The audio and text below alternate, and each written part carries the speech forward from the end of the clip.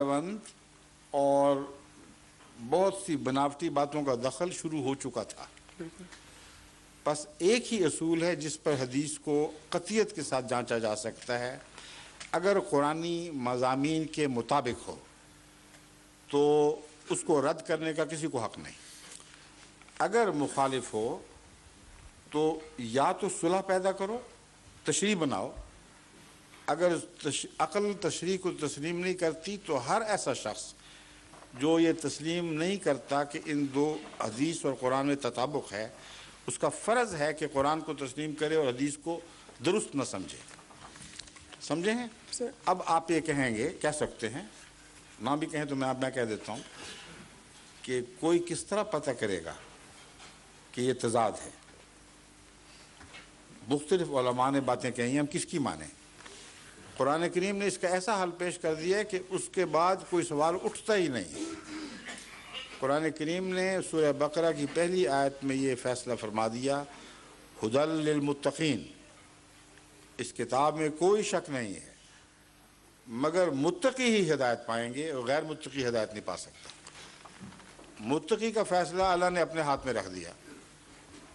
فرمایا لا تزکوا انفسکم هو عالم بمن اتقى. اپنے آپ کو مزکی نہ کہا کرو، پاک نہ کہا کرو، اللہ ہی جانتا ہے متقی کون ہے. اس لیے آپ کا معاملہ اور میرا اور ہم سب کا حل ہو گیا.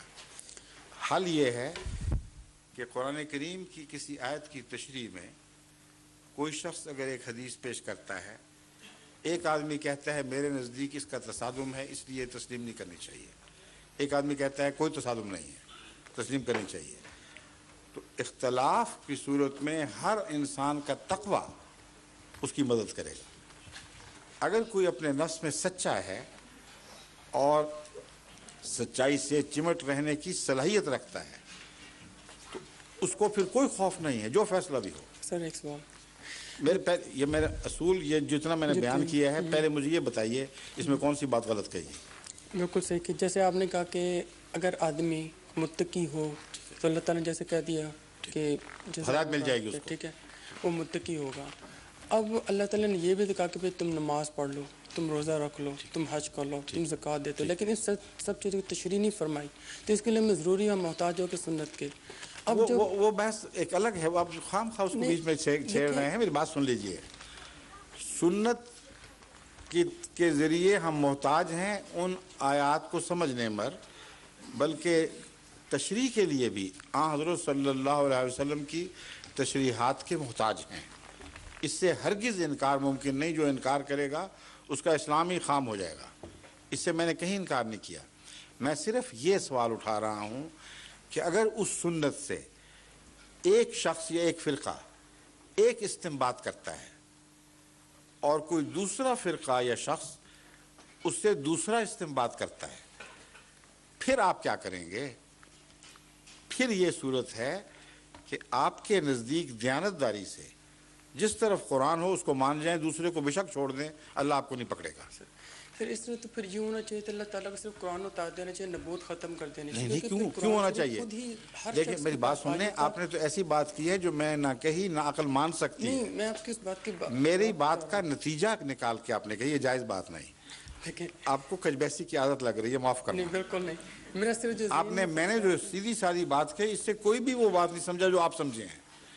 میں نے کب کہا ہے کہ محمد رسول اللہ یا کسی نبی کی ضرورت نہیں رہتی، صرف کتاب اتر جائے؟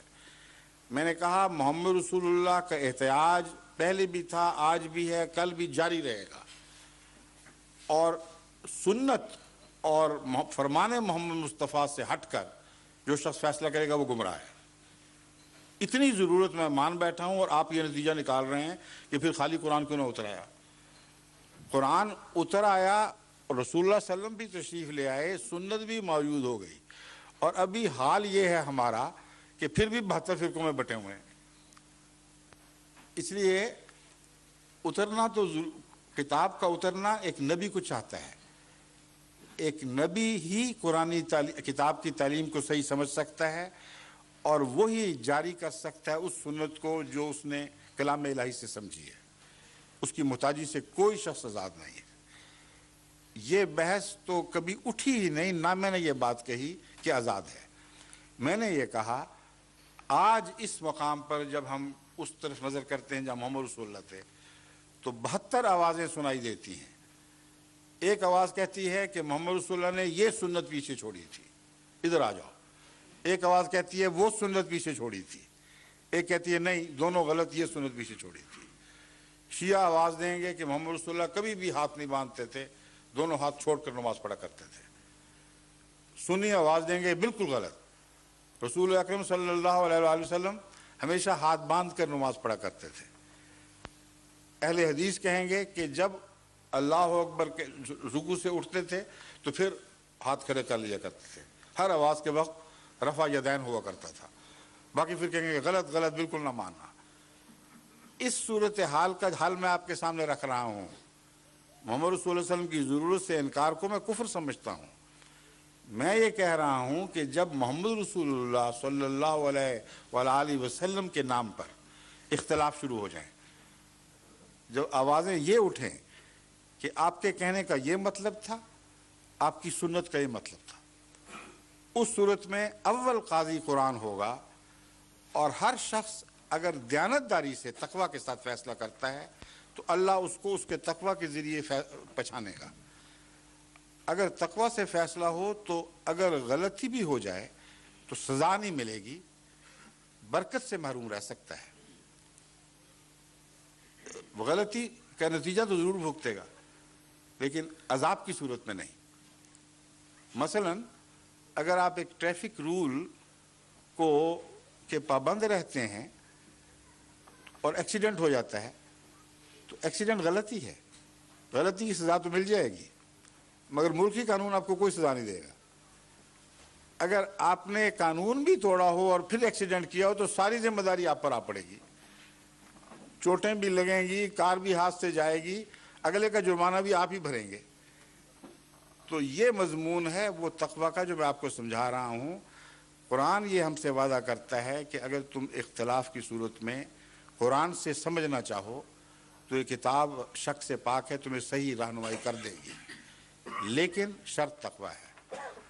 بس اگر ایک شخص کہے کہ میں نے تقوی سے فیصلہ کیا ہے اور میں اس نتیجے پر پہنچا ہوں، کوئی اور شخص کہے میں نے بھی تقوی سے فیصلہ کیا ہے، میں تمہارے نتیجے کو رد کرتا ہوں، تو جھگڑے کی ضرورت ہی کوئی نہیں، کیونکہ تقوی کا فیصلہ اللہ نے کرنا ہے، ہم کیوں ایک دوسرے کی گردنیں کاٹیں۔